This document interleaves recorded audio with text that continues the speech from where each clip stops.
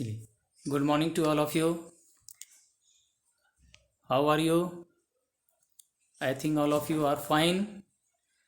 So, yesterday I could not upload the video related to your syllabus, and sorry for that, because yesterday all of us celebrating 26th January, right? And on that occasions I send video also related to motivational video, you can say. तो बहुत सारे ने उसको view किया। Like आप लोग नहीं करते हो। लाइक करने से क्या होता है कि मुझे पता चलता है कि आप सब कितना वीडियो देख करके उसको पसंद किए। And if there is any mistakes, if in there is any lackings you find in my video, then you can without any hesitations comment in the comment section. Per day I just go through your comment, whatever you just commented in the comment box. ठीक है, तो उस पढ़ करके मुझे कुछ लगता है कि हाँ मेरे अंदर कुछ कमी है, तो इसको इम्प्रूव करना मैं चाहता हूँ। ठीक है, नो वन इज़ परफेक्ट। मैं भी जो बोलता हूँ, हो सकता है मुझसे भी कोई गलती हो जाए, मैं परफेक्ट नहीं हो सकता। ठीक है, तो चलो, तो 2 मिनट इसलिए हुआ कि मैं पर डे सोच रहा हूँ 2-4 वीडियो और आएगी इस चैप्टर पे, और इस चैप्टर को मैं समाप्त कर दूंगा, क्योंकि मैं देख रहा हूँ कि एग्जामिनेशंस आपके सर पर हैं। तो उससे पहले जितने भी सब्जेक्ट्स हैं सोशल साइंस में, उन सारे सब्जेक्ट का कम से कम एटलीस्ट 2-2 चैप्टर में सेकेंड टर्मिनल का जो भी है आपका फाइनल एग्जामिनेशंस का पोर्शन, उसको टच कर जाऊँ मैं, है ना। तो उसके बाद जब ये सब करने के बाद है तो कुछ क्वेश्चंस प्रैक्टिस सेट कर लेंगे हम लोग, ताकि आप लोग जो है अच्छे से एग्जामिनेशंस को क्रैक कर सके with good percentage and good marks also. यही मेरा गुरु दक्षिणा होगा आप सभी से। ठीक है, जो मैं पढ़ाया आप उसको जो है अपने अंदर एसिमुलेट कीजिए और उसको आउटपुट एक अच्छे मार्क्स में ला करके प्रस्तुत करें। ठीक है जी, चलो आज हम लोग स्टार्ट करते हैं rebellion in the country side. तो हमने देखा था कि नॉन कॉपरेशन मूवमेंट जो चालू किया गया था, तो ये नॉन कॉपरेशन मूवमेंट चालू करने का कारण क्या था, तो हम लोग देख चुके थे कि गांधी जी ने बोला था कि ब्रिटिश जो आए हैं, हम ही लोग के सहयोग से आए हैं, उनको अब भगाना पड़ेगा। तो अब क्वेश्चन आता है कि नॉन कॉपरेशन से ये पहले और क्यों नहीं मूवमेंट चालू किए थे। तो हम देखे थे रॉयलेट एक्ट देख चुके थे, ये इंडिया का सबसे पहला ऐसा मास स्ट्रगल कर सकते हो। मास स्ट्रगल करने का मतलब होता है कि मास स्ट्रगल का मतलब होता है इसमें बहुत सारे लोग, जनता जो है अब यूनाइट होने लगे, एक साथ आवाज़ उठाने लगे। वो बात अलग है कि जनता जो है सेलेक्टेड टाउन से आने लगे, ये रिस्ट्रिक्ट हो चुका था, टाउन से बाहर नहीं गया था विद्रोह। लेकिन ये इंडिया का पहला ऐसा स्ट्रगल था जिसमें हम देखते हैं कि मास इन्वॉल्वमेंट था। तब गांधी जी को लगा कि भाई जब इतने लोग हमारे मूवमेंट में शामिल होते हैं तो मुझे कोई एक नेशन वाइड लेवल पर करना पड़ेगा, नेशन वाइड पे। ठीक है, पूरे राष्ट्र में जो है इसमें जो हम मूवमेंट चलाएंगे, जब तक पूरे सारे नेशंस के लोग जब शामिल नहीं होंगे तब तक मेरा मूवमेंट सक्सेस नहीं हो सकता है। इसलिए लोग उन्होंने चुना कि भाई नॉन कॉपरेशन मूवमेंट, क्योंकि सारे नेशन में सभी के पास एक ही दुख था, अंग्रेजों का शोषण, उसको खत्म करना है। सारी कॉमन एक ही था, एक्सप्लॉइटेशन। तो गांधी जी ने सोचा कि एक नेशन वाइड जो है पूरे राष्ट्र स्तर पर जो है एक मूवमेंट चालू करे, और वही प्रेजेंट किए नॉन कॉपरेशन मूवमेंट। और नॉन कॉपरेशन मूवमेंट में क्या क्या विजन था हम देख चुके थे। एक खिलाफत मूवमेंट के अगेंस्ट में जो है मूवमेंट आवाज़ उठाना था, जालियांवाला बाग कांड जो हुआ था वो हुआ था, और एक नॉन कॉपरेशन मूवमेंट बड़े वृहत रूप से पूरे राष्ट्र में शुरू करना था ताकि सबका मास इन्वॉल्वमेंट हो, वो इसमें लाना था। ठीक है, चलिए, तो ये चीज़ बात बन गई। तो अब देखेंगे नॉन कॉपरेशन मूवमेंट जैसे गांधी जी ने शुरू किया था, तो नॉन कॉपरेशन मूवमेंट का कोई विजन जो है कांग्रेस के तरफ से बताया नहीं गया था कि इसका स्वरूप क्या होगा, फॉर्म्स क्या होगा, इसमें कैसे लीड करना है, किस तरह से उसमें जो है मूवमेंट का एक्शंस होगा, कोई प्लानिंग नहीं था कांग्रेस का, जिसके कारण जो है जनता लोग भ्रमित हो गए। और जितने भी नेशन में जनता थे, जितने कम्युनिटी लोग थे, वो अपने अपने हिसाब से नॉन कॉपरेशन मूवमेंट को एडॉप्ट कर रहे थे, और वो उस एडॉप्ट करने के बाद वो अपना फॉर्म्स ऑफ एक्शंस शुरू कर रहे थे।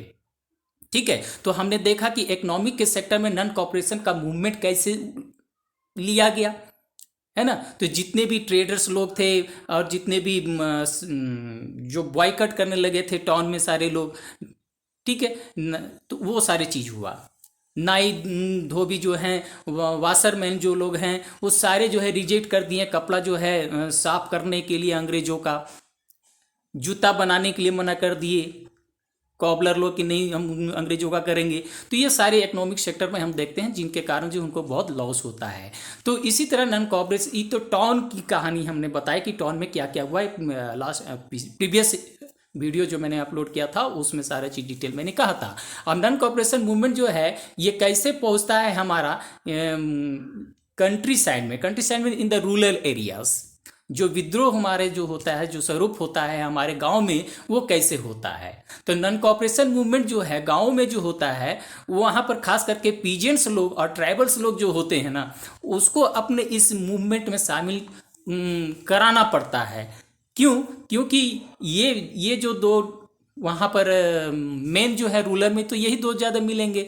एक तो ट्राइबल्स लोग मिलेंगे जंगल में, और पीजेंट्स लोग जो मिलेंगे हमारे जो हैं गांव में मिलते हैं। यही दोनों लोग जो ज़्यादा शोषित हो रहे थे।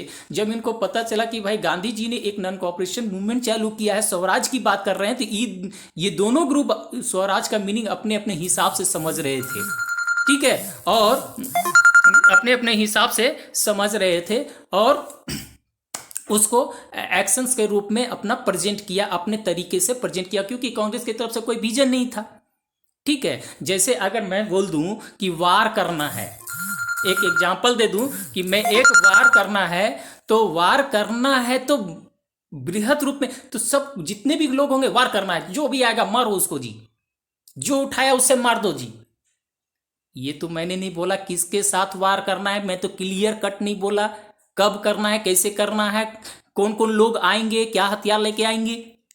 तब ना एक प्लानिंग के तहत ये एक्शन जब लिया जाता, वार किया जाता, तब वो सक्सेस होता। तो यहां कोई कांग्रेस की तरफ से क्लियर विजन ही नहीं था, केवल बोल दिया नॉन कॉपरेशन मूवमेंट। तो नॉन कॉपरेशन असहयोग करना है। उद्योग धंधे वाले बोला कि हम सहयोग नहीं करेंगे। कैसे नहीं सहयोग करेंगे, उसके चीज को लेंगे ही नहीं। पीजेंट्स लोग जो आएंगे गांव में, लोग बोलेंगे कि हम भी सहायता नहीं करेंगे। कैसे सहायता नहीं करेंगे वो देखते हैं इसमें, इस सब टॉपिक में हम लोग देखेंगे अभी, राइट। तो देखो कि क्या होता है इसमें अभी कि एक सेकेंड तो देखो अब क्या है कि अवध में देखेंगे एक सबसे ज़्यादा इसका असर नॉन कॉपरेशन मूवमेंट में हम लोग अवध के देखते हैं वहाँ पर, ठीक है। अवध में ये देखो, अवध में जो होता है यूपी का एक शहर है अवध जो है, वहाँ पर ये जो है ज़्यादा देखने को मिलता है। वहाँ पर क्या हुआ कि अवध में जो है वहाँ के लीडर जो थे बाबा रामचंद्र, वो लीड कर रहे थे अवध में पीजेंट्स के जो मूवमेंट थे उसको लीड कर रहे थे। तो ये बाबा रामचंद्र कौन थे? एक सन्यासी थे जिनको जो है फिजी में जो इंडर्ड लेबर के रूप में भेजा गया। अब देखो यहाँ पर एक वर्ड है इंडर्ड, उसका मतलब आप लोग समझने का प्रयास कीजिएगा। इंडर्ड लेबर क्या होता है कि वैसे लेबर को जो मजबूरन जो है एक जगह से दूसरे जगह जो है स्थापित कर दिया जाता है। सपोज कर लीजिए कि आपका कोई कंस्ट्रक्शन का काम होता है, किसी का कंस्ट्रक्शन का काम होता है, तो उसको कंस्ट्रक्शन करने के लिए लेबर की जरूरत होता है, तो यहाँ से ले जाते हैं दूसरे जगह, वहाँ पर अपना काम कराते हैं। That is called hindered labour, ठीक है। तो वो भी एक सन्यासी थे जो इंडिया में रहते थे अवध में, तो उनको जो है फिजी में ले गया गया था वहाँ पर काम कराने के लिए। दैट इज कॉल्ड इंडेंडर्ड लेबर, ठीक है। तो वहाँ पर क्या तो वहाँ पर गए थे, तो फिर वहाँ से लौट करके आते हैं अवध में, और वहाँ के पीजेंट्स लोगों के लिए काम करते हैं। तो यहाँ पर पीजेंट्स लोगों को काम क्यों करते हैं अवध में? क्योंकि यहाँ के जो पीजेंट्स लोग थे वो दो लोगों से बहुत परेशान थे। एक थे तालुकदार, एक थे लैंडलॉर्ड। अब यहाँ से भी क्वेश्चन आता है कि सर ये तालुकदार क्या होता है और लैंड लॉर्ड क्या होता है? लैंडलॉर्ड तो समझ में आते होगे, सुनते होगे, लेकिन दोनों टर्म्स हम बता देते हैं, दोनों सेम चीज़ है। तालुकदार क्या है? एक अरेबियन वर्ड्स है, ठीक है, जिसका मतलब होता था कि इनको कुछ लैंड दे दिया जाता था और वो टैक्स कलेक्ट करते थे उस लैंड से, और उनको लैंडलॉर्ड को दिया, जो वहाँ पर एम्पायर थे मुगल एम्पायर, उनको देना पड़ता था, ठीक है, ताकि for the welfare of the empire, तो उनको देना पड़ता था। और लैंडलॉर्ड्स क्या होते थे? यही टैक्स को वो कलेक्ट करते थे डायरेक्टली, और फिर ये कुछ अपना परसेंटेज रख करके फिर और देना पड़ता। बट बोथ आर सेम, लेकिन लैंडलॉर्ड क्या है? एक पर्शियन वर्ड है, ठीक है। ये जो है टीनेंट से कलेक्ट करते थे टैक्स, और ये टैक्स इनको देखते थे लैंड को, और लैंडलॉर्ड फिर जाके एम्पायर को देते थे, ठीक है, समझ में आई बात। तो इतनी छोटा समझो, ये छोटे टर्म्स के लिए ताल्लुकदार हैं, ये टैक्स पेयर हैं, कलेक्टर हैं, और ये बड़े लेवल पर टैक्स कलेक्टर हैं। ठीक है, तो दोनों ये है। तो ये मूवमेंट, ये जो अब सपोज कर लो अंग्रेज को देना है टैक्स, अंग्रेज किससे लेते थे? लैंडलॉर्ड से लेते थे। तो लैंडलॉर्ड किंग क्या करते थे कि भाई जो है सब जगह वो टैक्स नहीं ले सकते थे, तो ताल्लुकदार से बोलते थे भैया चलो तुमको भी टैक्स परसेंटेज दे देते हैं, तुम कलेक्ट करके लाओ। तो इसको भी फायदा चाहिए, इसको भी फायदा चाहिए, यहाँ ब्रिटिश को भी फायदा चाहिए। तो बताओ ये अपना फायदा लेने के लिए टैक्स ज्यादा लेगा कि नहीं लेगा, कि भैया हम इतना टैक्स ले लें कि मुझे भी बचे और इसको भी दे दे। लैंडलॉर्ड भी यही चाहेगा कि भैया हम इतना इससे लें कि इतना ले। तो ये क्या करेगा, नीचे वाला जो ताल्लुकदार होता है इतना हाई टैक्स जो है कलेक्ट करने लगा कि उनका पसीना छूट गया पीजियंस लोग का। भाई एक तो खेती नहीं होती थी अच्छी तरीके से, उनको फैसिलिटी नहीं मिलती थी, और इतना हाई टैक्स कैसे दे दे भाई। तो उन लोगों को जमीनें बेचना पड़ जाता था, जमीन अपनी अपनी जो है सारे बेच देते थे। लैंड मतलब उनके पास जमीन ही नहीं रह पाती थी। एक तो ये कंडीशन थी। दूसरा चीज कि जो वहाँ के पीजेंट्स लोग थे उन लोग जो हैं क्या किए कि उनको बेगार करना पड़ता था लैंडलॉर्ड के पास। तो एक टर्म आता है बेगार। सर बेगार क्या होता है? तो बेगार होता है, ये बेगार मत समझ लेना, ये बेगार होता है कि मतलब वैसा काम करना है जो फोर्सफुली आपको कहीं ले गए, फोर्सफुली एक कहीं पर ले गए जबरन कि चल वहां पर, तुमको इच्छा नहीं है, तुमको जबरदस्ती ले गए और वहां पर काम कराए, और बिना पैसा के आपको काम कराए, काम करना है तुमको, दैट इज कॉल्ड बेगर। तो लैंडलॉर्ड होते थे, जमींदार होते थे, बस उनको खाने के लिए दे दिया जाता है, भैया तू रह, खा, जिंदा रह, हमारे खेत में तुम काम करो, है ना। तो उनको पैसे भी इसके लिए पेमेंट नहीं दी जाती थी उनके लेबर के लिए, दैट इज कॉल्ड बेगार। समझ में आई बात? तो यही चीज है बेगार। तो अब ठीक है, इतनी बड़ी जो कंडीशंस यहां पर घट रही है सोसाइटी में, तो क्या ये लोग चुप बैठेंगे? इसके खिलाफ तो कोई मौका देखेंगे, और उनको ये मौका मिल जाता है गांधी जी के द्वारा चलाए गए नॉन कॉपरेशन मूवमेंट। तो ये पीजेंट्स लोग भी सोच लिए कि भैया अब जो है हमारा जो है उद्धार होने वाला है, एक लीडर मिल गए हैं, बोलते हैं और सहयोग करो। तो इनको भी जो है अब इन लोग जो है सहयोग ही करना बंद कर देंगे। क्यों? क्योंकि गांधी जी ने बोला है कि टैक्स नहीं देना है, अपने लैंड पर ही खेती करना है। इन लोग का माइंड में ऐसा बैठ गया कि गांधी जी हमारा लैंड भी दिला देंगे। सब मूवमेंट में टूट पड़ते हैं। ठीक है, किसको लोभ नहीं चाहिए? सभी को लोभ चाहिए। ठीक है, तो यहां पर भी वही बात बनती है, राइट। तो देखते हैं हम लोग आगे। अब देखो यहां पर एक नाई बंद मूवमेंट है। ये नाई बंद मूवमेंट क्या है? आप यहां पर देखिए, नाई धोबी, ठीक है, नाई धोबी बंद जो यहां पर आप देख रहे हो, ये नाई धोबी बंद organised by panchayat deprived landlords of the services एवं बार्बर्स एंड वाशरमैन। तो इसका मतलब क्या है, जो मैंने अभी यहाँ पर आप लोग का सारा उल्लेख किया कि जितने भी सोसाइटी में यानी गांव में जो लोग रहते थे, जो नाई धोबी यानी जो बाल काटने वाले होते थे, जो धोबी होते थे, कपड़ा जो साफ करते थे पंचायत में अंग्रेजों लोगों का, वो सारे लोग जो हैं अब इकट्ठा हो गए और जो है इस मूवमेंट में शामिल होते हैं। तो इतने सारे ऑपरेशंस वहाँ, ऑपरेसिव मेथड चल रहे थे अंग्रेजों के द्वारा। तो वहाँ पर क्या हुआ कि जब ये बात कांग्रेस तक गई, तो कांग्रेस का भी यही मकसद था। क्या मकसद था? कि सारे लोगों को, जितने भी मूवमेंट चल रहा है सबको एक यूनाइट कर दे, ताकि एक मास लेवल पर जो पूरे नेशन वाइड पर ये मूवमेंट मेरा चले। तो यहाँ पे भी ये मूवमेंट चल रहा था, तो कांग्रेस सोचे कि क्यों नहीं इस मूवमेंट को एक अपने मूवमेंट में शामिल कर लिया जाए, ताकि उनका भी कल्याण हो जाए, मेरा मास लेवल पर एक मूवमेंट चालू हो जाए। तो कांग्रेस के तरफ से जवाहरलाल नेहरू इस अवध एरिया में गए और वहाँ पर लोगों से बात की, तो पता चला कि बहुत सारी समस्या यहाँ पर है, और वहाँ पर किसान सभा जो है ऑर्गेनाइजेशंस एक बना दिया गया जवाहरलाल नेहरू के द्वारा। ठीक है, और उसका प्रेसिडेंट हमारा जो है जवाहरलाल नेहरू ही होते हैं, और बाबा रामचंद्र, ये दोनों के प्रयास से जो है वहाँ पर एक ऑर्गेनाइजेशंस खुनी। ठीक है, अवध किसान सभा, राइट।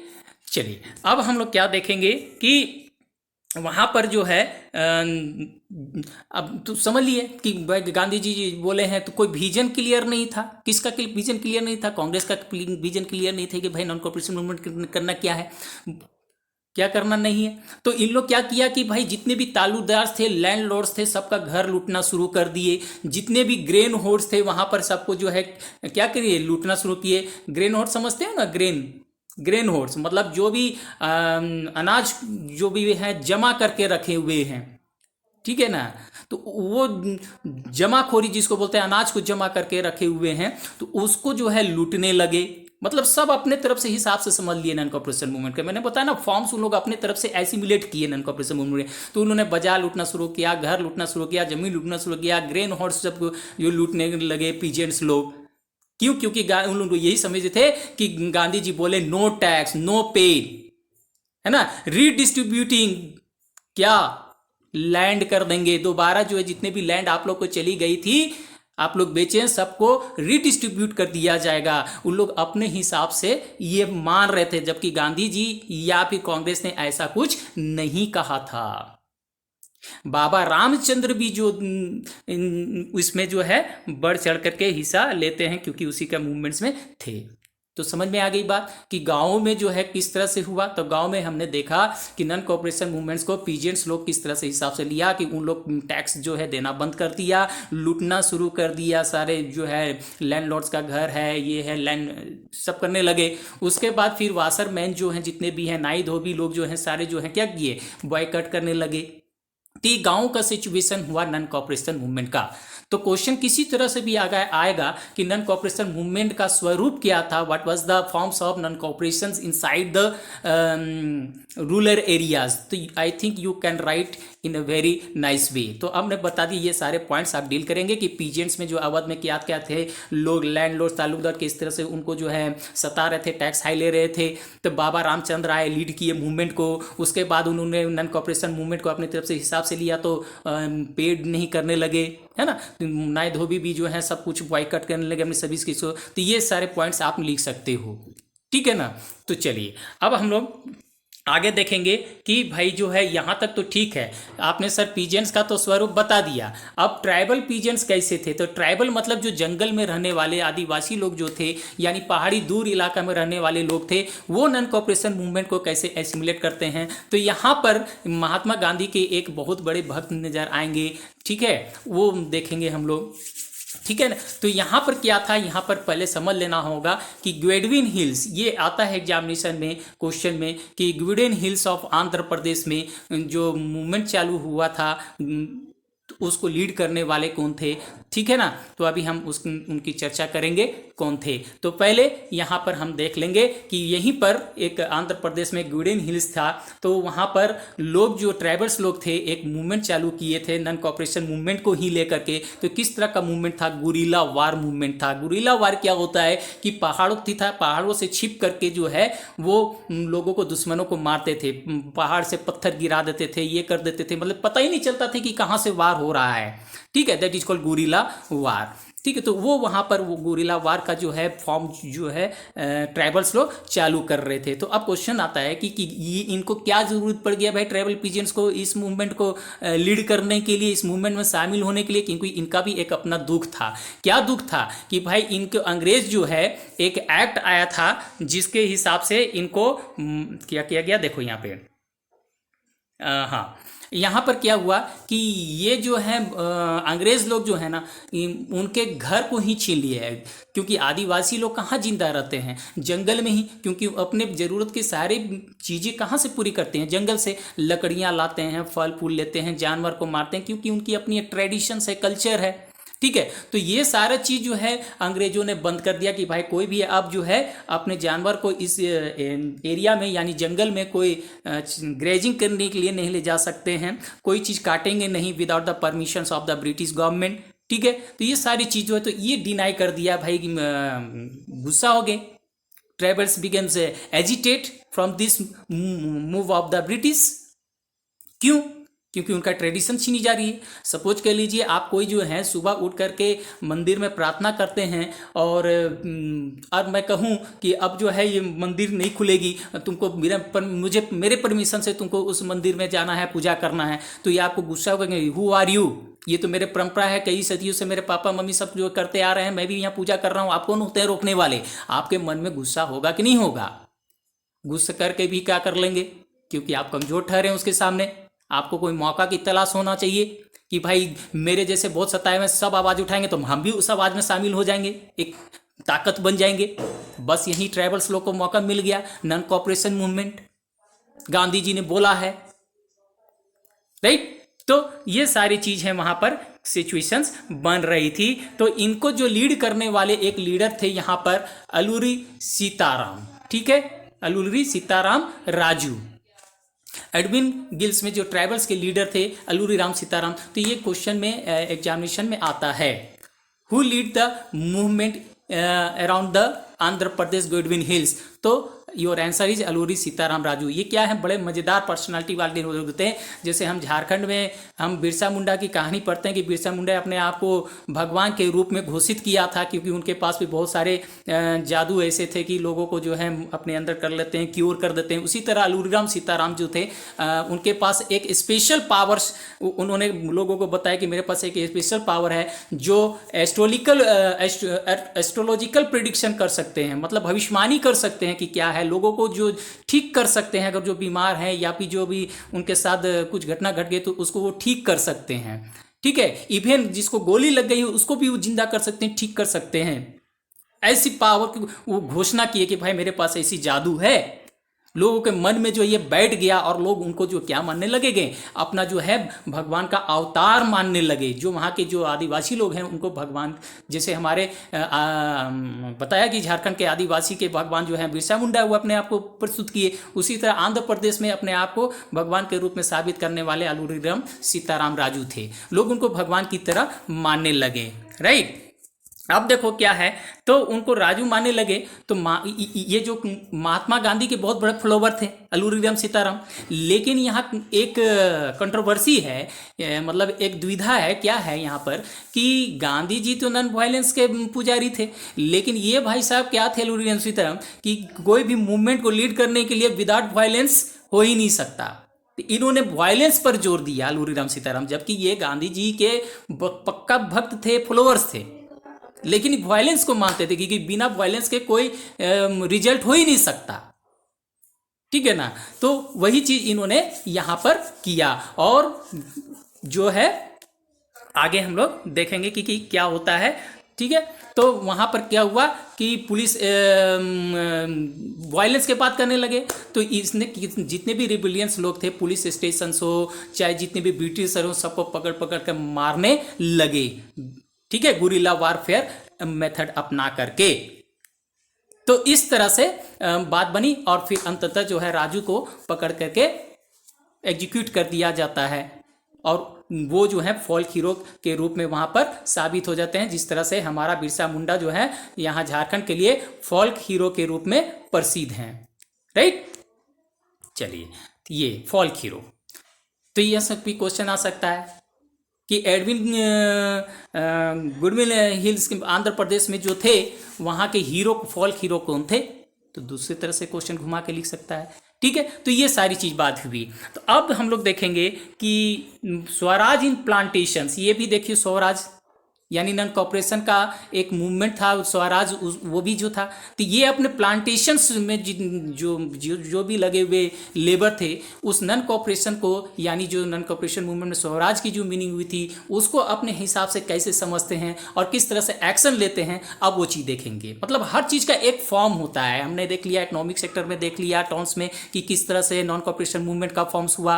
हमने देखा कि पीजेंट्स लोग और ट्राइबल्स लोग कैसे जो है नॉन कॉपरेशन मूवमेंट को अपने हिसाब से समझे और क्या किए। अब देखेंगे प्लांटेशंस में कैसे जो है नॉन कॉपरेशन मूवमेंट का जो फॉर्म्स आता है वो चीज हम लोग समझेंगे, ठीक है।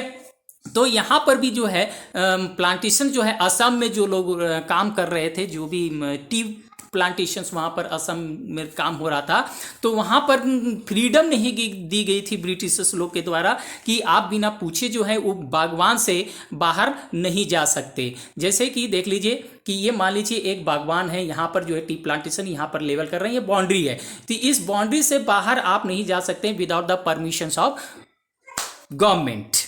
आपको इसी में रहना है, इसी में काम करना है। यहीं पर रहने के लिए झोपड़ी उपड़ी बना दी थी, यहीं पर प्लांटेशन की जाती थी, ठीक है। तो वो चीज है यहाँ पर क्लियर।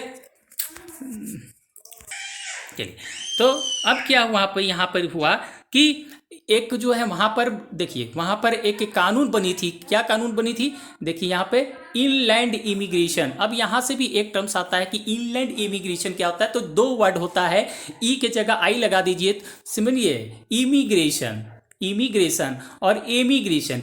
एमी का मतलब होता है कि अपने कंट्री से नेटिव प्लेस से ले जा करके दूसरी जगह स्थापित हो जाना, सेटल कर देना, दैट इज कॉल्ड एमिग्रेशन। और दूसरे कंट्री से लेकर के अपने यहाँ आ जाते हैं, दैट इज कॉल्ड इमिग्रेशन। फिर से इसको समझ लीजिए इस टर्म्स को, अगर आपको दिक्कत हो रहा है तो फिर से मैं इसको समझाने का प्रयास करता हूं।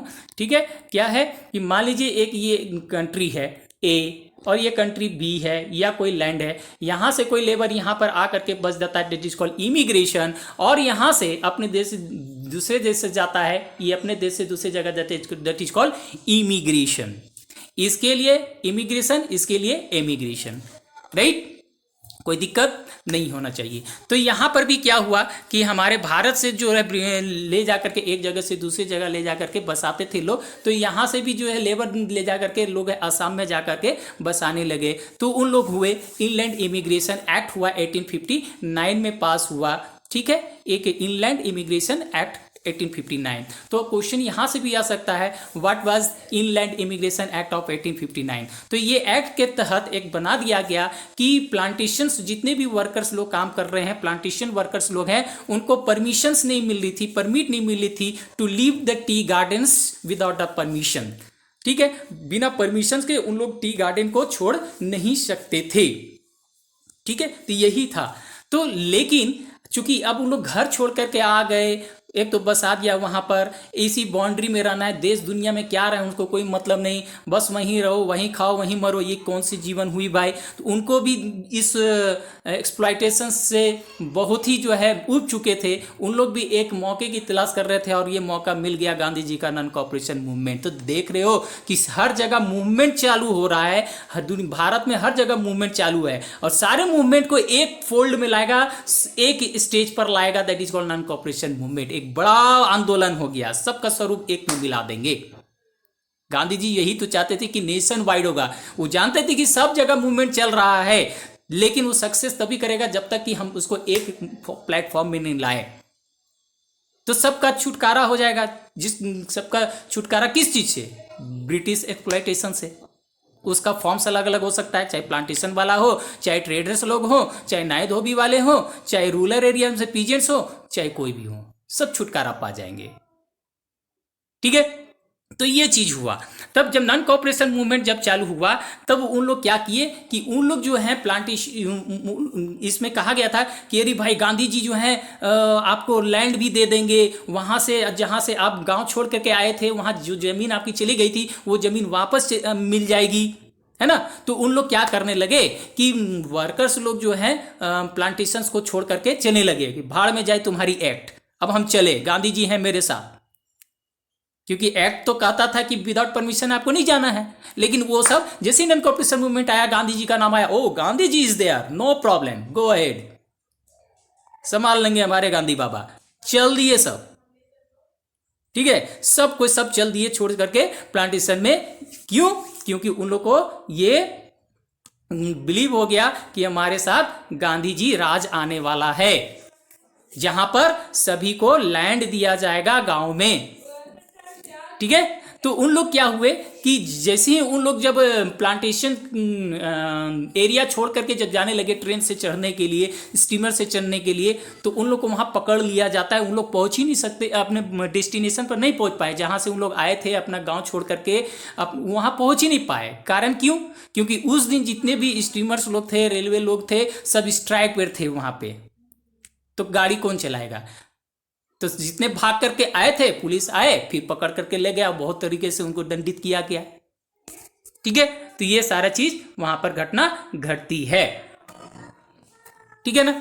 चलिए, तो अब हम लोग देखेंगे कि यहां पर इसीलिए यहां पर देखोगे कि लास्ट लाइन में यही जितना बताएं कि गांधी जी का जो, महात्मा गांधी जी का और जो कांग्रेस का जो विजन था वो क्लियर नहीं हुआ था, जिसके हिसाब से हम इतने फॉर्म्स नॉन कॉपरेशन मूवमेंट का देख पा रहे हैं। बाद में हम लोग देखेंगे कि civil disobedience movement, equity to India movement जब आता है तो उसका एक फॉर्म्स था, उसका एक प्लानिंग था जिसके कारण वो सक्सेस करते जा पा रहा था। लेकिन यहाँ कोई फॉर्मसी था नहीं था, नॉन कॉपरेशन मूवमेंट चालू कर दिए भाई, तो सब अपने अपने हिसाब से चल रहे थे, राइट। और इस तरह से नॉन कॉपरेशन मूवमेंट भी यहां पर खत्म क्यों खत्म हो गया? क्योंकि गांधी जी बेचारे किसके पुजारी? वायलेंस के नहीं, नॉन वायलेंस के पुजारी थी। और जितना भी मूवमेंट इंडिया में हुआ वो किस चीज का हुआ? सब जगह देख रहे हैं वायलेंस। इसलिए गांधी जी भी नॉन कॉपरेशन मूवमेंट को फेल्योर करार दे दिया, राइट। इसीलिए देखिए यहां पर विद द मूवमेंट, देखिए एक tribal chanted Gandhi ji name raise स्वतंत्र भारत, है ना, महात्मा गांधी और link the movement that the Congress way had identified with a movement when beyond limits immediately locality, right. चलिए, तो इस तरह से नॉन कॉपरेशन मूवमेंट भी टॉपिक्स आपका समाप्त हो गया। और नेक्स्ट टॉपिक जो है सिविल डिसोबीडियंस मूवमेंट होगा। उसके बाद एक और टॉपिक है आई थिंक, तो 2-3 वीडियो में जो है इस चैप्टर को मैं फिनिश कर दूंगा, आपका नेशनलिज्म पूरे समझ में आ जाएगा। तो इसके बाद जो है कुछ क्वेश्चंस मैं आपको प्रोवाइड करा दूंगा ताकि आप घर में प्रैक्टिस करते रहें। और उसके बाद भी अगर कोई आपको कंफ्यूजन हो या कहीं पर कोई प्रॉब्लम हो तो आप कमेंट कर सकते हैं या मुझे कॉल भी कर सकते हैं। नंबर मैं प्रोवाइड करा दूंगा, उस पर आप कॉल कर सकते हैं बेझिझक। मैं कोशिश करूंगा कि आप सारे लोगों को सही चीज़ दूं और अच्छे गाइड करूं। Thank you. और लाइक सब्सक्राइब करना ना भूलें, क्योंकि लाइक करने से मुझे मोटिवेशन मिलता है कि मैं और उत्साह के साथ आपको वीडियो देता चला जाऊं। अरे लाइक शेयर करने में क्या जाता है, यही तो मेरा गुरु दक्षिणा है यार। पीछे मत हो, लाइक शेयर करते जाओ, प्रमोट करो आगे मुझे। Thank you.